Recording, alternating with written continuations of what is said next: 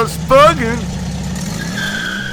Hey guys, this is G-Man, just bugging. Have we got a 74 Super Beetle craze going on here for quite a while now. The reason I say that is, yeah, you know, we've got that one, the OrangeCrush, and we've got this one, the checkerboard, and we've got another one coming in this weekend, and then next weekend I get the motor of another Beetle. Actually, that one is a Mexican Beetle, so a 95. So we're gonna have a lot of Super Beetles going on here. So hey guys, it's Dalton. We're going to take a moment for one of our sponsors, the VDUB Factory. The VDUB Factory is a family-oriented shop that offers VW parts for a more affordable price with excellent customer service. Come down to the VDUB Factory in Ocala, Florida. today we're gonna get back on the OrangeCrush. We got several things going on with this. We have pulled all the seats out, put some rust preventative in here, and as you can see, somebody has welded some brackets, some crazy shit all over the floor, excuse the term, but it's got some things to clean up in here. We are going to be putting custom seating in here, so I haven't decided what kind of framing I'm going to deal with, but I got the, you see all the rust right here. I've got this pan coming in soon. This is going to be cut out and welded back in, and I'm going to take care of some. I'll probably take this, I don't know, this tower out, or I haven't decided what I'm going to do here yet until I start mocking the seats in here. And then I'll be treating it more, brushing all this up here, and eventually it'll be painted black, and then insulation will go down, the wrap insulation, adhesive insulation, sound deadening material, and then the typical bug insulation pads will go on top of that, and then I'll be laying carpet in here front and rear. All right, so what we're going to do today is the insulation board for the engine compartment that I painted. And see, these pieces are much larger than what's needed in here. I like it, since it's so painted, to stop it right about here. And I've gotten panels before, but they weren't just like this. They were a lot softer, and they poke through these spikes. You want to, I'm going to take these and see, you fold it, and then that's going to come out like that. They're really a lot different than the last ones I've used, but they will work. But I'm going to trim them to fit, and don't forget your holes where your wiring is going to go through. Go ahead and cut your holes out. But what I'm going to do is, first I'm going to make me a template for the size that I want to trim this to. Yeah.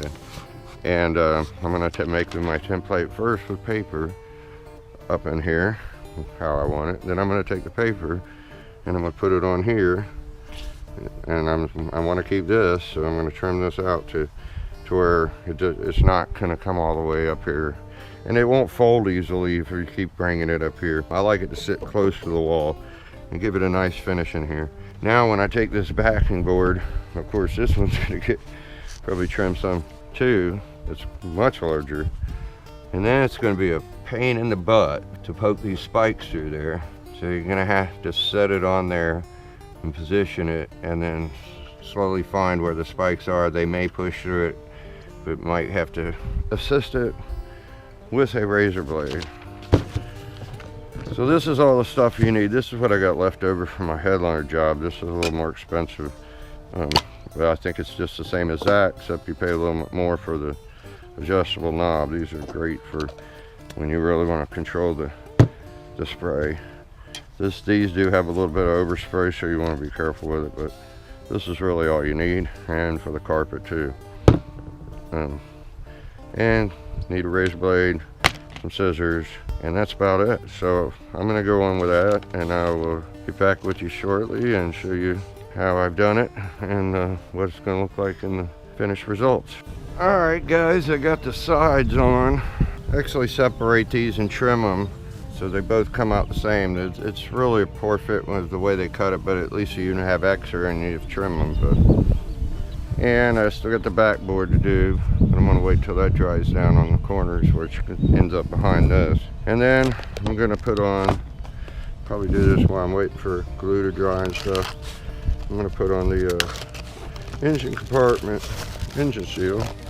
Then we put the deck lid on, and still got to make some holes for the harness to go through, but I can do that from the outside in. It'll take me a little hole saw. Got to get it to the material on the other side and then make a little X on the, so, all right, well, I got the insulation in. It turned out really nice. Started on the seal here, having an issue with it coming around the corner, so put some adhesive, weather strip adhesive on it, and I'm going to wait for that to dry up before I continue around. I'll probably have to hold it to it. I don't know, get it. I mean, I didn't even have to put any adhesive on mine, and it was aftermarket, but it just wants to pop out, so I'm going to have to, I'll get it in there. So there you go. Got Kyle over here. He's putting the fender back on the 74 with the new fender seals. I still got to get in there and get that one done and then put this one on. But he's going to get this other fender on, probably get some wheels back on it, and get ready for the pan to come in for our floor repairs. It should be any day now. I don't want to cut it because I'm not sure where it's going to end. We're going to get a move on this. Kyle got all the metal that was welded to the damn floors off. It was a mess. Then I cut out the portion of the pan I needed, and I welded that in yesterday. I still have this small piece to put in now, but then after that, the floors are solid. Of course, you can see they're not going to be using the heater. You can see the cables were really messed up and they were taken out. All this is going to get cleaned off and get ready for the carpet. Once I finish this, and then we'll seal, paint, and put down insulation rolls, and then the stock insulation. I know I've said all this before, but it's going to be nice and soundproof before we put the carpet in it. So this is where we left off on the 1974 Super Beetle, so stay tuned to see more. This is a Just Buggin' Mashup. Boom! Doing out there in Bugland. This is G-Man, Just Buggin'. I'm back on the 1974 Super Beetle that failed its compression test across the board. So it's been approved to be rebuilt, so I'm gonna pull this out of here. And you all seen this enough, so I'm gonna do this off camera. We're disassembling the motor to a long block so our builder Mike can come and pick it up. Surprisingly, this one has all its tins, every single one of them. It's a good thing.